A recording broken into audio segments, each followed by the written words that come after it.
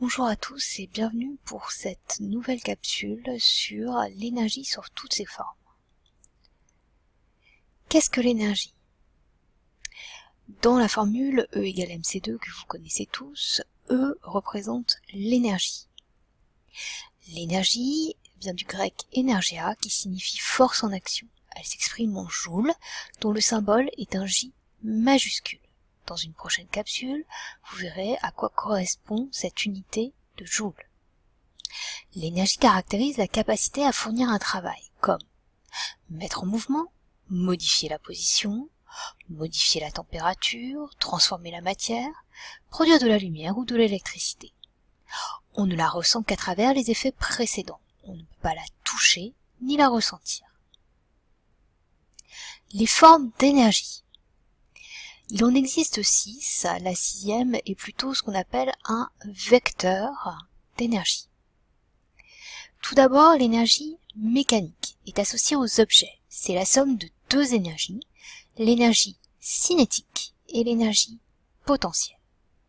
L'énergie cinétique est l'énergie des objets en mouvement. Plus la vitesse d'un objet est grande, plus son énergie cinétique est importante. C'est le cas pour la Formule 1. L'énergie potentielle est l'énergie stockée dans les objets immobiles. Elle dépend de la position de ces derniers. Comme son nom l'indique, elle existe potentiellement, c'est-à-dire qu'elle ne se manifeste que lorsqu'elle est convertie en énergie cinétique. C'est le cas de l'eau retenue dans un barrage en altitude.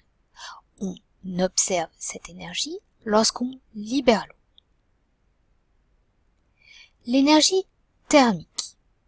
Il s'agit tout simplement de la chaleur. Celle-ci est causée par l'agitation au sein de la matière des molécules et des atomes. Nous reviendrons dessus dans le chapitre H3. L'énergie chimique est l'énergie associée aux liaisons entre les atomes constituant les molécules. Certaines réactions chimiques sont capables de briser ces liaisons, ce qui libère leur énergie. On dit que ces réactions sont exothermiques. Lors de la combustion, qui est l'une de ces réactions, le pétrole, le gaz, le charbon ou encore la biomasse, c'est-à-dire le bois, convertissent leur énergie chimique en chaleur et souvent en lumière. Dans les piles, les réactions électrochimiques qui ont lieu produisent de l'électricité. L'énergie rayonnante, c'est l'énergie transportée par les rayonnements. L'énergie lumineuse en est une, ainsi que le rayonnement infrarouge. Les deux sont émis par exemple par le soleil ou les filaments des anciennes ampoules électriques. L'énergie des rayonnements solaires peut être récupérée et convertie en électricité. C'est ce qu'on appelle l'énergie photovoltaïque. Ou en chaleur solaire, récupérée, c'est ce qu'on appelle l'énergie solaire thermique, par exemple dans les chauffe-eau solaires. L'énergie nucléaire est l'énergie stockée au cœur des atomes, plus précisément dans les liaisons entre les particules, protons et neutrons, qui constituent leur noyau. En transformant les noyaux atomiques, les réactions nucléaires s'accompagnent d'un dégagement de chaleur. Dans les centrales nucléaires, on réalise des réactions de fission des noyaux d'uranium et une partie de la chaleur dégagée est transformée en électricité. Enfin, l'énergie électrique représente de l'énergie transférée d'un système à un autre grâce à de l'électricité, c'est-à-dire par un mouvement de charge électrique. Elle n'est donc pas une énergie en soi, mais un vecteur d'énergie. Toutefois, ce terme d'énergie électrique est souvent utilisé par commodité de langage. Les caractéristiques de l'énergie. Toute matière, tout objet renferme une certaine quantité d'énergie, plus ou moins importante selon ses caractéristiques, sa position, sa masse, sa forme. Par exemple, un ressort comprimé contient beaucoup plus d'énergie qu'un ressort détendu. Ce que vous devez absolument mémoriser cette année, c'est que dans l'univers, la quantité d'énergie est toujours constante, elle est finie.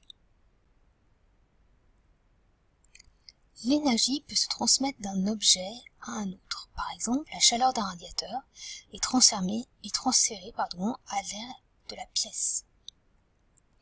Lors de la transmission, l'énergie change de forme. Ainsi, celle contenue dans le bois se transforme lorsqu'on le fait brûler en chaleur et en lumière. Lorsqu'on parle de production d'énergie, ce n'est pas une création, mais une conversion d'une forme dans une autre. Le rendement de conversion ou l'efficacité énergétique.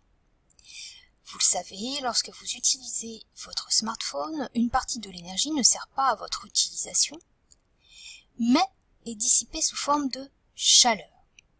La conversion d'énergie se fait toujours avec des pertes, on parle de pertes par effet Joule. On va donc définir un rendement qui s'obtient en divisant l'énergie utile par l'énergie fournie. À bientôt pour une prochaine capsule.